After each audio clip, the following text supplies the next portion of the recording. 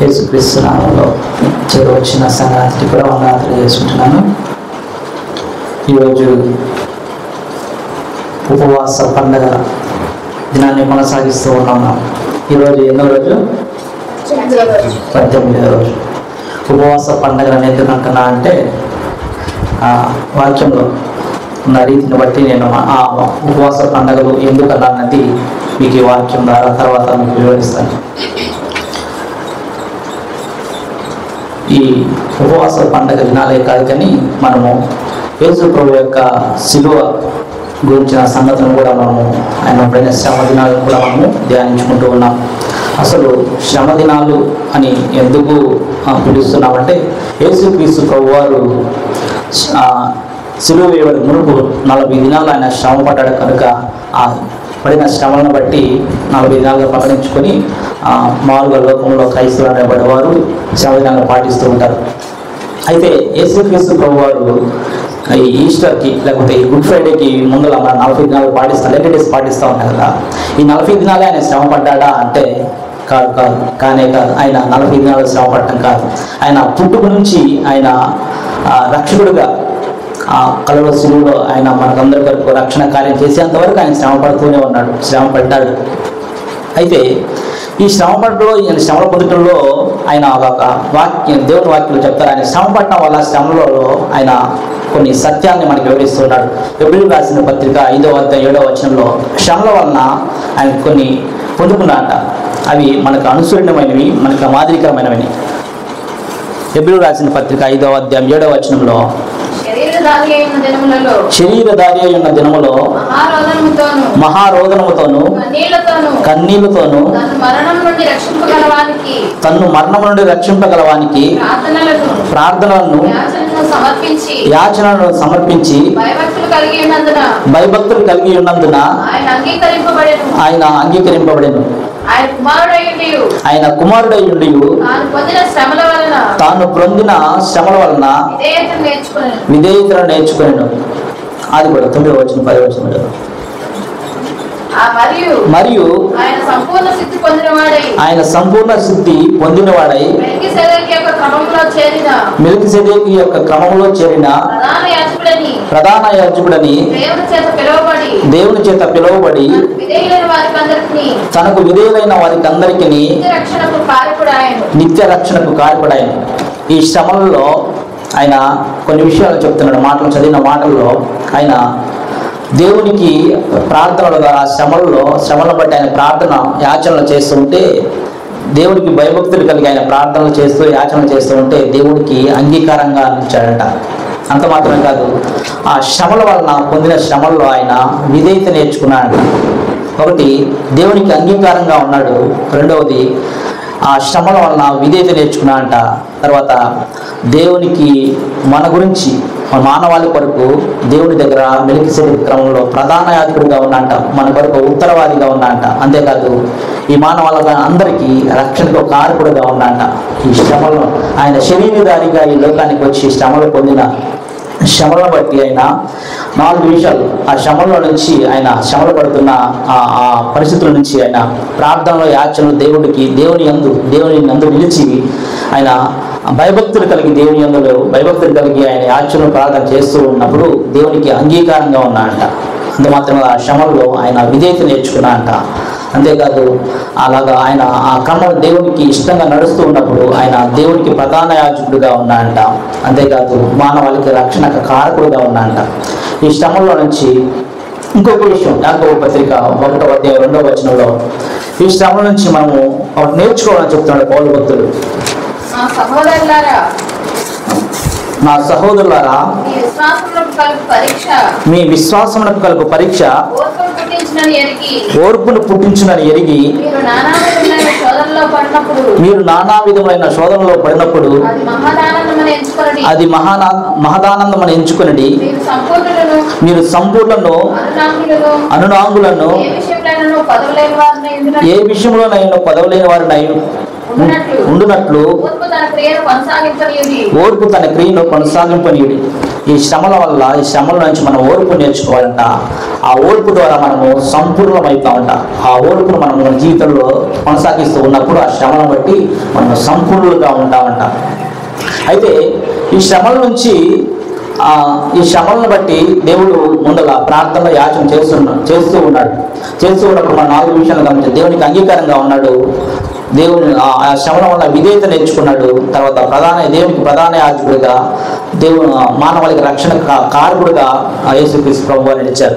అయితే ఈ శ్రమలు మనం అధిగమించాలంటే ఏం కావాలి అని అంటే ఉపవాస ప్రార్థన. మనం ఏదైతే చెప్పుకుంటున్నామో ఉపవాస ప్రార్థన కావాలి. ఒక వెపన్ కావాలి. ఆ వెపన్ ఏంటంటే మనము ఈ కొరింథీయులకు రాసిన పత్రిక 2వ కొరింథీయులకు రాసిన పత్రిక 10వ అధ్యాయం 4వ వచనంలో మనము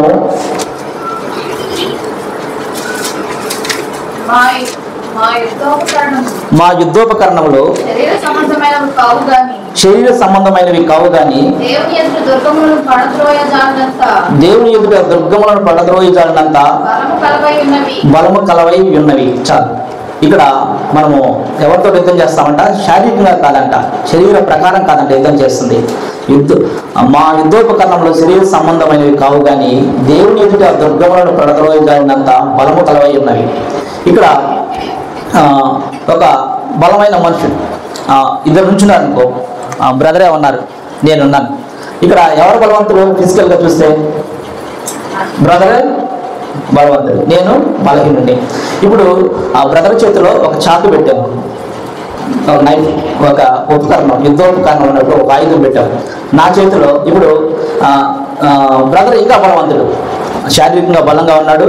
తర్వాత ఆ బ్రదర్ చేతిలో ఒక నైఫ్ పెట్టాము. ఇప్పుడు నేనున్నాను, బలహీనుడిని. నా చేతిలో ఒక AK-47 ఉందనుకో, ఇప్పుడు ఎవరు బలవంతుడు? నేనే బలవంతుడు. ఈ AK-47 అనేది ఒక ఉపవాస ప్రార్థన లాంటిది. ఇప్పుడు ఇంకొక ఉదాహరణ తీసుకుంటే, బ్రదర్ ఉన్నారు, బలంగా ఉన్నాడు శారీరకంగా, అలాగే వ్యక్తిగతంగా కూడా బ్రదర్కి ఏ అలవాటు లేవు. దేవుడు ఎందుకు భయభక్తులు కలిగి ఉన్నాడు, ఏ అలవాటు లేకుండా దేవుని వాక్యానుసారమైన గీతాన్ని జీవిస్తూ ఉన్నాడు. ఆ బ్రదర్కి ఏదైతే మన AK-47 అంటే ఉపవాస ప్రార్థన ఆ బ్రదర్ జీవితంలో ఉంది. అంటే ఆ బ్రదర్ ఇప్పుడు ఎంత బలవంతుడు? శారీరకంగా, వ్యక్తిగతంగా బలంగా ఉన్నాడు. ఆయనకి ఒక ఉపవాస ప్రార్థన గట్టి వెపన్, మంచి వెపన్ ఇచ్చాం, ఆయుధం ఇచ్చాం. అలాగే నేను బలహీనుడిని, నాకు అన్ని అలవాట్లు ఉన్నాయి. నాకు మందు, సిగరెట్ అన్ని అలవాట్లు ఉన్నాయి. ఇంకా యాక్సెప్ట్ ఏదైతే ఉన్నాయో అన్ని అలవాట్లు ఉన్నాయి. నాకు ఉపవాస ప్రార్థన అనే వెపన్ లేదు. ఇప్పుడు ఈ 4 వ్యక్తులు మనం ఏదైతే చూసుకున్నామో, ఫస్ట్ మనం ఏదైతే చూస్తున్నామో వెపన్, బ్రదర్ బలవంతుడు, ఆ బ్రదర్ చేతిలో చాకు ఉంది. నేను బలహీనుడిని, నా చేతిలో ఒక AK-47 పిస్టల్ ఉంది. బ్రదర్ ఇప్పుడు బలవంతుడు, బ్రదర్ చేతిలో AK-47 ఉంది. నేను బలహీనుడిని, నాకు చేతిలో. ఇప్పుడు 4లో ఎవరు బలవంతుడు? బ్రదర్ వ్యక్తిగతంగా బలంగా ఉన్నాడు, ప్లస్ ఉపవాసం అనే గట్టి వెపన్ ఉంది, అంటే బలవంతుడు అనమాట. ఈ బలమైన ఈ ఉపవాసం మనకి ఇక్కడ నేనేం చెప్పాలనుకున్నా అంటే, మనము శారీరకంగా శరీరాన్ని బట్టి మనము బలవంతులు కాదు, కానీ మన చేతిలో ఉన్న వెపన బట్టి, ఆయుధం బట్టి బలవంతులు. ఆ AK-47 వల్ల అంటే ఉపవాస ప్రార్థన వల్ల మనము బలవంతులు అవుతాం. మనము బలవంతులు ఎలాగో అంటే, నెహెమ్యా చూడండి. నెహెమ్యా ఇజ్రాయెల్ ప్రజలు ఇక్కడికి వచ్చి ఇజ్రాయెల్ దేశంలో యెరూషలేము చుట్టూ గోడ కట్టించడానికి దాదాపు వాళ్ళు ఉపవాసం ఉండి 52 రోజుల్లో ఆ యొక్క యెరూషలేము చుట్టూ ప్రహరీని కట్టి గోడని చుట్టూ కట్టేస్తారనమాట. అది ఎలాగ సాధ్యమైంది అంటే బలమైన ఉపవాస ప్రార్థన వల్ల, బలమైన యుద్ధోపకరణం వల్ల. అలాగే హిజ్రా కూడా దేవుని ఆలయాన్ని కట్టించుకోమని చెప్పేసి అక్కడ కట్టించిన తర్వాత దాన్ని స్టార్ట్ చేయడానికి ఆ ఊరు నుంచి ఏదైతే ఈ బబులోను దేశం నుండి ఇజ్రాయెల్ దేశానికి రావడానికి కొన్ని వందల మందిని, కొన్ని వేల మందిని వెంట పెట్టుకుని ఇక్కడ ఈ యొక్క కనాను దేశానికి రావడానికి దాదాపు 30 రోజులు పడుతుంది. ఆ దేశానికి రావడానికి వాళ్ళ దగ్గర, ఆ రాజు దగ్గర కొంత సొమ్ము తీసుకుంటారు. అక్కడ యూదులు కూడా అనేక మంది ఉంటే వారు కూడా కొంత సొమ్ము ఇస్తారు. అక్కడ నుంచి రావడానికి భయపడతారు, ఎందుకంటే దారిద్రపుడు వాళ్ళు ఉంటారు అన్నమాట. దారిదోపులు వారి దగ్గర నుంచి దొంగలు తప్పించుకోవడానికి వారు రాజుని సైనికులు తీస్తాడు. కానీ అక్కడ రాజు నమ్ముకొనక దేవుడి సన్నిధిలో ఉపవాసం ఉండే ప్రార్థన చేసి క్షేమంగా యొక్క కనాన దేశానికి వాళ్ళు ఇజ్రాయెల్ దేశానికి వస్తారు. అది ఎలా సాధ్యమైంది అంటే ఉపవాస ప్రార్థన ద్వారా. అలాగే కఠినుడైన అహష్వేరోషు రాజు నుంచి తప్పించుకోవడానికి, ఇజ్రాయెల్ జనాన్ని రక్షించుకోవడానికి ఎస్తేరు వాడిన ఉద్యోగకారణం ఏంటి అంటే ఉపవాస ప్రార్థన యుద్ధోపకరణం. అలాగే పౌలు శీలని అన్యులకి మధ్య సేవ చేయడానికి ఈ అపోస్తులు ఉపవాస ప్రార్థన చేసి వారిని అన్యుల మధ్య సేవ చేయమని వారిని పంపిస్తారు. వారి ద్వారా సేవ ఎంత పెద్దగా జరిగిందో మనం చూస్తూ ఉంటాం. అయితే పౌలు అంటాడు, ఈ సంతోషకరమైన ఉత్సాహకరమైన మనోహరమైన ఈ యొక్క ఉపవాస దినాలని పాటించడానికి, లేదంటే పౌలు ఈ యొక్క ఈ శరీర క్రియల్ని, లేకపోతే ఈ శరీర నేను అనేక మందికి నేను వాక్యాన్ని బోధిస్తూ ఉన్నాను, ఆ వాక్యాన్ని బోధించి నేను భ్రష్టుని అయిపోతానేమో అని చెప్పేసి ఆ శరీరాన్ని నల్లగొట్టడానికి ఆయన వాడిన ఆయుధం ఏంటంటే ఉపవాస ప్రార్థన. అందుకే ఆయన అంటాడు, ఆత్మచేత శరీర కార్యాలని శరీరాన్ని కాదు శరీరేచ్ఛలను నల్లగొట్టడం అని చెప్తా ఉంటాడు పౌలు. ఈ జకర్యా గ్రంథం నేను ఏదైతే ముందు చెప్పానో ఉపవాస పండుగలని, జకర్యా గ్రంథంలో 8వ అధ్యాయం 19వ వచనంలో ఈ ఉపవాసాల గురించి చెప్తానమాట. ఆ మాట కూడా మనం చదివి ముందుకు వెళ్దాం. జకర్యా గ్రంథము మరియు సైన్యములకు అధిపతి యెహోవా వాక్యము నాకు ప్రత్యక్షమై ఇలాగు సెలవిచ్చెను. సైన్యములకు అధిపతి యెహోవా ఆజ్ఞ ఇచ్చినదేమనగా 4వ నెలలో ఉపవాసము, 5వ నెలలో ఉపవాసము, 7వ నెలలో ఉపవాసము, 10వ నెలలో ఉపవాసము, యూదా ఇంటి వారికి సంతోషమును ఉత్సాహం పుట్టించు మనోహరమైన పండుగలగును. చాలు. ఇక్కడ చూడండి, 4వ నెలలోని ఉపవాసం అంట, 5వ నెలలోని ఉపవాసము, 7వ నెలలోని ఉపవాసము, 10వ నెలలోని ఉపవాసము, యూదా ఇంటి వారికి సంతోషమును ఉత్సాహమును పుట్టించు మనోహరమైన పండుగలంట. అంటే 4వ నెలలోనూ 5వ నెలలోనూ ఇంకా ఏదైతే నెలలో చెప్పారో ఆ నెలలో జరిపించే ఉపవాసములను బట్టి వారికి సంతోషకరమైన మహా సంతోషకరమైన పండుగలుగా వాళ్ళు పిలుచుకుంటారు. ఇప్పుడు మనము దాదాపు 18 రోజుల నుంచి మనము ఏం జరుపుకుంటున్నాం? ఉపవాస పండుగలు. బైబిల్లో చెప్తున్నారు వాళ్ళు, బైబిల్లో ఇజ్రాయెల్ వాళ్ళు ప్రకటించుకున్న వాళ్ళు చెప్తూ ఉన్నారు, వారు జరిపించిన నెలకు ఒకసారి జరుపుకుంటారు, దాన్ని వాళ్ళు ఉపవాస పండుగలను పిలుచుకుంటారు. మనము దాదాపు 18 రోజుల నుంచి మనము జరుపుకుంటున్నాం ఈ ఉపవాస పండుగలు. ఈ ఉపవాస ప్రార్థన కూడికలు ఎందుకంటే ఉపవాస పండుగలు అని చెప్పుకోవడం బాగుంటుందేమో అనిపిస్తుంది. అయితే ఈ ఉపవాస ఈ గట్టి ఆయుధం ద్వారా, ఈ బలమైన ఆయుధం ద్వారా మనం ఏదైతే చెప్పుకున్న నెహెమ్యా తన యొక్క ముందున్నటువంటి ఒక దుర్గముగా ఆ దుర్గాన్ని మనం కట్టినట్లుగా మనం చూస్తాం. ఎజ్రా ఆ యొక్క వారికి అడ్డుగా ఉన్నటువంటి పరిస్థితుల నుంచి వెళ్ళినట్లుగా మనం చూస్తా ఉన్నాం. ఎజ్రాలో ఉన్నటువంటి మరణకమైన అపాయకరమైన స్థితి నుంచి తన ప్రజలను రక్షించినట్లుగా చూస్తున్నాం. పౌలు శీలలు ఉపవాస ప్రార్థన ద్వారా అనేక మందిని దేవుని దగ్గరికి నడిపించిన విధానాన్ని మనం చూస్తాం. ఈ ఉపవాస ఆయుధం, ఉపవాస ప్రార్థన అనేది ఆయుధము ద్వారా దేవుడు ఎంతో గొప్ప కార్యాలు చేస్తున్నట్లుగా మనం చూస్తూ ఉన్నాం. అయితే ఒక చిన్న ఉదాహరణ చెప్పి నేను నా మాటలతో నేను ముగిస్తాను. ఏంటంటే న్యాయాధిపతుల గ్రంథంలో ఒక చిన్న సంఘటన ద్వారా నేను ఈ యొక్క ఉపవాసతని యొక్క గొప్పతనాన్ని నేను వివరించి నా మాటలను ముగిస్తాను. న్యాయాధిపతుల గ్రంథంలో 19వ అధ్యాయంలో 20-21 వచనం మనం చూసినట్లయితే, లేవీయుడు తన యూదా గ్రామానికి వెళ్ళడానికి ముందుగా తన భార్యను తన పశువులను గాడిదలను వెంట పెట్టుకొని వస్తూ ఉన్నప్పుడు కొంత చోటకు వచ్చేసరికి వాళ్ళకి చీకటి పడిపోతే ఆ చీకటి పడిపోయిన తర్వాత ఏమనుకుంటా అంటే ఆ లేవీడు తన భూపత్ని అయిన భార్య చీకటి పడేసరికి ఆ ఊరి దగ్గరకు వచ్చేసరికి ఒక మనుషుడు ఇంట్లో వారు చేస్తారనమాట. ఇంకా మనము ఈ చీకటిలో వెళ్ళే కంటే ఈ మనుషుడు ఇంట్లో చేరితే బాగుంటుంది అని చెప్పేసి వారు ఆ మనుషుని యొక్క అంగీకారంతో వారి వరండాలో వాళ్ళు బస్ చేస్తారనమాట. వీళ్ళు వచ్చిన సంగతి ఆ గిబియా దేశంలో ఉండే బెన్యామీనీలు, అంటే ఇజ్రాయెల్ గోత్రంలో 12వ గోత్రం, బెన్యామీన్ వాళ్ళు తెలుసుకుంటారు. అక్కడ ఉన్న కొంతమంది పోటీలు వాళ్ళ దగ్గరకు వచ్చి మేము వారిని కలుసుకున్నట్లుగా వారిని మాకు అప్పగించమని అంటే ఆ యొక్క యజమానుడు ఆ బెన్యామీన్ చేర్చుకున్న ఆ పెద్ద ఆయన, అయ్యా ఇది చాలా పాపము, ఇది చేయకూడదు, ఇది దేవునికి వ్యతిరేకమైనది, ఇది చేయకూడదు, వీరిని కలవకూడదు అని అంటే ఆ పోటీల్లో మాట వినరు.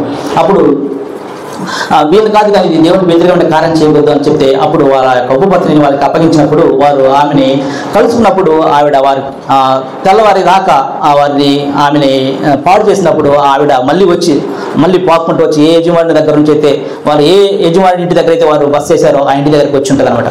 తర్వాత ఉదయం అవగానే ఆ యజమానుడు మళ్ళీ తెల్లవారిపోయింది, మళ్ళీ వారు దేశానికి వెళ్ళడానికి, ఈ గిబియా దేశం నుండి వారు వెళ్ళడానికి తలుపు తీయగా ఈ ఉపపత్ని ఆ యొక్క గడప మీద పడిపోయి ఉంటుంది. లేమో మనం వెళ్ళేసి వెళ్దామని అంటే ఆవిడ పలకదు. ఏంటంటే అప్పటికి ఆమె చనిపోయింది. ఆ చనిపోయిన తన భార్యను తన గాడిద మీద వేసుకొని దేశానికి వెళ్ళిపోతాడు. తన దేశానికి వెళ్ళిపోయి ఆ యొక్క భార్యని వీళ్ళు చేసిన అన్యాయమైన కార్యాన్ని గుర్తు చేసుకొని తన యొక్క భార్యను ఏం చేస్తా అంటే 12 ముక్కలుగా చేస్తాడు. ఆ భార్యని 12 ముక్కలుగా చేసేసి ఈ జరిగిన అన్యాయాన్ని, ఇజ్రాయేల్లో జరిగిన ఈ అన్యాయాన్ని అందరికీ తెలియపరచాలని చెప్పేసి ఒక గోత్రం, రూబేను గోత్రానికి అట్లాగా వరుసగా ఏదైతే క్రమం ఉందో ఆ 12 గోత్రాల వారికి ఆ యొక్క భార్య ముక్కల్ని పంపించి వేస్తాడు. పంపించి వేసినప్పుడు అక్కడ ఉన్నటువంటి ఆ 12 గోత్రాలు 11 గోత్రాలు, ఈ బెన్యామీన్ గోత్రంలో ఒకరు వాళ్ళ దగ్గరికి ఈ 11 గోత్రాల వారు వస్తారు. అయ్యా ఈ యొక్క ఇజ్రాయెల్ దేశంలో జరిగిన ఈ యొక్క అన్యాయకరమైన కార్యం, ఈ పాపాన్ని తుడిచివేయడానికి ఎవరైతే చేశారో వారిని మాకు అప్పగించండి, వారిని మేము చూసుకుంటామని చెప్పి 12 గోత్రాలు అడిగినప్పుడు ఆ బెన్యామీన్లు ఏమంటారంటే మేము వారిని మీకు అప్పగించము, వారు చేసిందే కరెక్ట్ అన్నట్టుగా వీరు వాళ్ళకి సపోర్ట్గా వారు బెన్యామీన్లు వీరికి ఎదురుగా మాట్లాడతారు. అప్పుడు ఈ 12 గోత్రాల వాళ్ళు ఏమంటారంటే వాళ్ళు చేసింది అన్యాయము, అది న్యాయమైంది కాదు, వారిని మేము దండించడానికి వారిని శిక్షించడానికి వారు మాకు అప్పగించమన్నప్పుడు వారు అప్పగించకపోవడం వల్ల మీరు యుద్ధం ప్రకటిస్తారు. వాళ్ళ మీద యుద్ధం ప్రకటించినప్పుడు వీరు చేస్తున్న న్యాయమే, వారు అన్యాయంగా ప్రవర్తిస్తున్నారు. 11 గోత్రాల వారు ఒకవైపు, బెన్యామీన్ గోత్రం వారు ఒకవైపు ఉంటారు అనమాట. ఇప్పుడు యుద్ధం ప్రకటించి ఈ బెన్యామీన్ గోత్రం వారికి 11 గోత్రాల యుద్ధానికి వస్తారు. యుద్ధానికి వచ్చి వాళ్ళ మీద యుద్ధం చేసినప్పుడు ఈ 11 గోత్రాల వారు ఓడిపోతారు. అదేంటి, దేవుడి ముందు ఇది అన్యాయమైన కార్యం కదా, ఎందుకు మనం ఓడిపోయామని చెప్పేసి మరలా వారు కొంతమందిని పోగు చేసుకొని మళ్ళా యుద్ధానికి వస్తారు. మళ్ళా యుద్ధానికి వచ్చినప్పుడు మరలా ఇజ్రాయెల్లో మళ్ళీ ఓడిపోతారు. 11 గోత్రాల వారు పోయినసారి కొంతమంది తక్కువ మంది చనిపోతే ఈసారి ఎక్కువ మంది చనిపోతారు.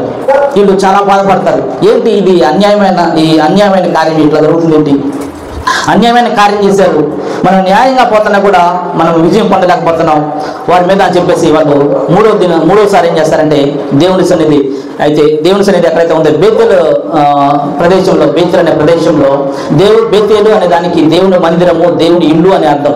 ఆ ప్రదేశానికి వెళ్ళి ఉపవాసం ఉండి ప్రార్థన చేస్తారు. వాళ్ళు ఉపవాసం ఉండి ప్రార్థన చేస్తూ ఉన్నప్పుడు ఆ యొక్క మందిరంలో అప్పుడు దేవుని యొక్క మందసం అక్కడే ఉంటుంది, దేవుని యొక్క గుడారం కూడా అక్కడే ఉంటుంది బేతేల్లో. ఆ బేతేల్లో మొదట ఉపవాస ప్రార్థన అక్కడే స్టార్ట్ అవుతుంది. న్యాయాధిపతుల గ్రంథంలో మొట్టమొదటి ఉపవాస ప్రార్థన అక్కడే స్టార్ట్ అవుతుంది.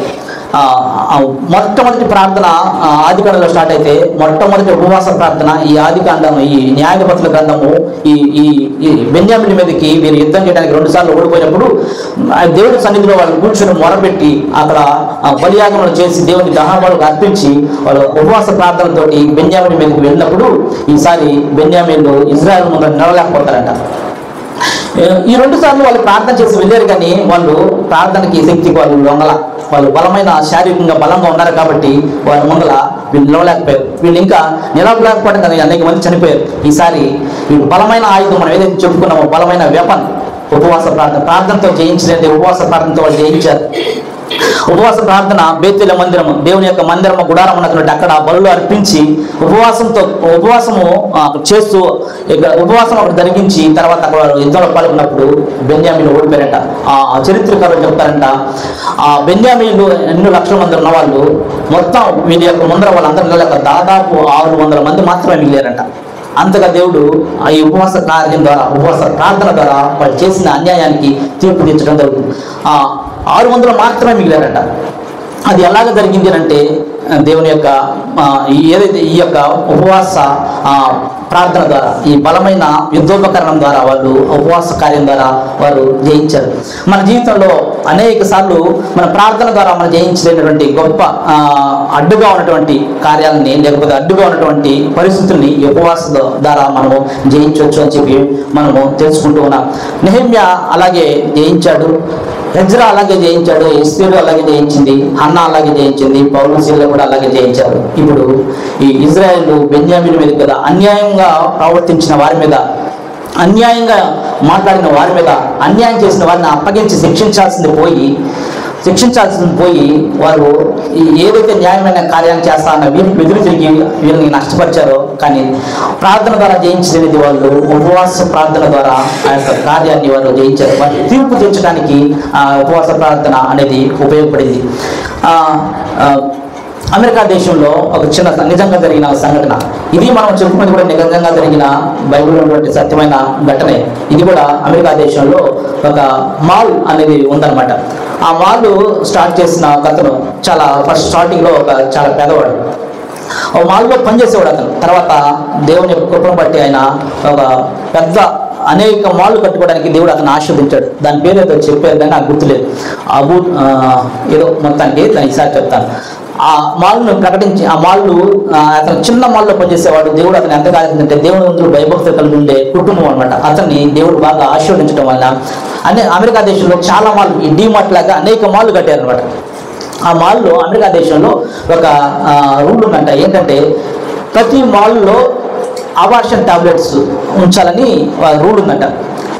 అయితే దేవునికి వ్యతిరేక ఈ అబార్షన్ టాబ్లెట్లు మింగటం వల్ల అమెరికాలో కొంత విచ్చలవిడితనం వల్ల ఈ అబార్షన్ టాబ్లెట్స్ వాడతారనే దాన్ని బట్టి ఆ క్రైస్తవుడైన విశ్వాసైన అతను నేను నా వాళ్ళు ఈ అబార్షన్ టాబ్లెట్లో ఉంచాను. ఎందుకంటే ఆ అబార్షన్ టాబ్లెట్ ఉంచడం వల్ల లోపల పిండాన్ని చంపేస్తుంది కదా, అది దేవునికి నరహత్యలాగా ఉంటుంది కదా, అది నేను ఉంచను అని చెప్పేసి ఆ యొక్క ప్రభుత్వానికి చెప్పానంట. అయితే వాళ్ళు అన్నారంట, మేము ఒక 4 రోజులు టైం ఇస్తున్నాం, అది చేస్తావా లేదా మీ యొక్క షాప్ నైట్ మూసేస్తామని అన్నప్పుడు నేను చెప్పానంట, నేను దేవునికి వ్యతిరేకమైన కార్యాన్ని చేయను, నా మాళ్ళన్నా మూసేసుకుంటాను కానీ దేవునికి వ్యతిరేకమైన కార్యాన్ని నేను చేయను అని చెప్పేసి కరాఖండిగా చెప్పానంట. ఇక వాళ్ళు 4 రోజులు చూశారు. తర్వాత ఆ యొక్క మాళ్ళని మూసేసినప్పుడు ఆయనకి కొన్ని వందల కోట్లలో నష్టం వచ్చిందంట. అయినా వీళ్ళు పట్టుబడిక మీరు తీస్తారా, అమ్ముతారా, ఓపెన్ చేస్తాం, లేదంటే మూసేస్తామంటే పర్లేదు, మేము దేవునికి వ్యతిరేకమైన కార్యం చేయమని చెప్పేసి వాళ్ళు కరాఖండిగా ఉండి రోజు మార్చి రోజు వాళ్ళ కుటుంబంలో ఎవరైతే ఉన్నారో అతను, ఆ క్రైస్తవుడు, అతని భార్య, అతని పిల్లలు ఒక రోజు మార్చి రోజు వాళ్ళు అంటే ఆ ఉపవాస ప్రార్థన చేస్తూ వచ్చారట. అంటే ఆ చైన్ తెగిపోకుండా వాళ్ళు రోజుకొకరు వాళ్ళు రూఢి చేసుకుంటూ వాళ్ళు ప్రార్థన చేస్తూ ఆ యొక్క మాల్స్ బట్టి ఆ యొక్క ఏదైతే దేవుని కోసం నిలబడ్డారో దాన్ని బట్టి ప్రార్థన చేస్తూ వచ్చినప్పుడు దేవుడు గొప్ప కార్యం చేశాడంట. ఎలా చేశాడంటే వీళ్ళు ప్రార్థన చేస్తూ వాళ్ళు కోర్టుకు వెళ్ళినప్పుడు కోర్టులో వీళ్ళకి అనుకూలంగా కోర్టు తీర్పిచ్చిందంట.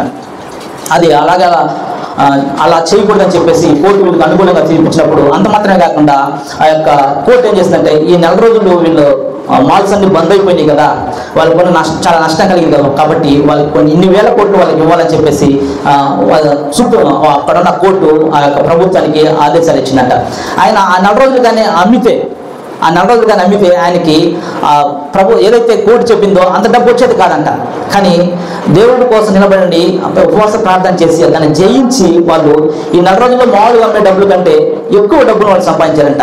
నేను ఇక్కడ డబ్బులు సంపాదించడానికి గురించి చెప్పట్లేదు, కానీ ప్రభుత్వానికే వాళ్ళు ఎదురుగా నిలబడి వాళ్ళకి అడ్డుగా ఉన్న దాన్ని ఉపవాస ప్రార్థన ద్వారా వాళ్ళు గెలుచుకున్న దాని విధానాన్ని నేను చెప్తూ ఉన్నాను. ఉపవాస ప్రార్థన అనేది అంత గొప్పది అని చెప్పి మనకు అడ్డుగా ఉన్న ప్రతిదీ, మనకి గడ్డుగా ఉన్న లేకపోతే కొండగా ఉన్నటువంటి పరిస్థితిని ఉపవాస ప్రార్థన ద్వారా జయించగలమని చెప్పేసి మీ ముందర నేను చెప్పడానికి ఎంతో గర్విస్తూ ఉన్నాను. ఉపవాస ప్రార్థన అనేది మన జీవితంలో మనకి అడ్డుగా ఉన్న ప్రతిదీ కూడా ఈ ఉపవాస ప్రార్థన ద్వారా మనము జయించవచ్చు అని మనము మీ ముందర నేను చెప్పడానికి మరొకసారి నేను గర్వంగా చెప్తూ ఉన్నాను. ప్రార్థన ద్వారా జయించలేనిది ఉపవాస ప్రార్థన ద్వారా మనం జయించగలం. మనం చూసిన ఈ ఉదంతాలు మనం చూసినట్లయితే అది ఒక్కొక్కసారి మన న్యాయంగా వెళ్ళినా కూడా మన జీవితాల్లో అన్యాయం జరుగుతూ ఉంటుంది. మనం న్యాయంగా నిలిచినా కూడా దేవుని వాక్యం ప్రకారం భయభక్తులు జీవితం నడుస్తున్నప్పటికీ కూడా ఒక్కొక్కసారి మన జీవితంలోకి వ్యతిరేకమైన పరిస్థితులు వస్తాయి. ఆ పరిస్థితులు మనం అధిగమించడానికి మనకి దేవుడు చూపించిన గొప్ప ఆయుధం ఏంటంటే ఉపవాస ప్రార్థన. ఆ ఉపవాస ప్రార్థన ద్వారా మనము జయ జీవితాన్ని మనము కలిగి ఉండొచ్చు. మన దాని అడ్డుగా ఉన్న ప్రతి దాన్ని మనం జయించి మనం దేవుని బిడ్డగా సాక్షిగా నిలబడచ్చు. ఉపవాసం అనేది అంత గొప్పది, అంత గొప్ప ఆయుధం కలిగింది, అంత గొప్ప ఆయుధం మన దేవుడు మనకి ఇచ్చాడు. మనం మాట్లాడుకున్నట్లుగా మనము దేవుడు ఏదైతే మనం మొదట మాట్లాడుకున్న ఇబ్రీ పత్రిక 5వ అధ్యాయం 7వ వచనంలో దేవుడు శ్రమల్లో గుండా శరీరాధారి లోకంలోకి వచ్చినప్పుడు శ్రమల్లో కూడా ఆయన నేర్చుకున్నది దేవునికి అంగీకారంగా, దేవునికి శ్రమల ద్వారా ఆయన విధేయత నేర్చుకొని దేవునికి ప్రధాన యాజకుడిగా రక్షకుడికి కారకుడిగా నిలిచాడు. ఇవన్నీ ఎలా జరిగాయి అంటే అంత గొప్ప దేవుడు ఆయన ముందు ఉన్నటువంటి గొప్ప ఆ శ్రమలను తప్పించుకోవడానికి ఆయన దేవుడే ఉపవాసం ఉండి వాటిని జయించినట్లుగా మనం చూస్తాం. దేవుడే ఈ లోకానికి వచ్చి శరీరాకానికి వచ్చి ఈ అన్నిటినీ జయించడానికి ఉపవాసాన్ని పట్టుకొని ఉపవాసాన్ని చేయమని చెప్పి మనకి ఒక మాదిరిగా చూపించి మీకు అడ్డుగా ఉన్న ప్రతి దాన్ని జయించడానికి ఉపవాసం పెద్ద గొప్ప ఆయుధం అని చెప్పి మనకు చూపించాడు.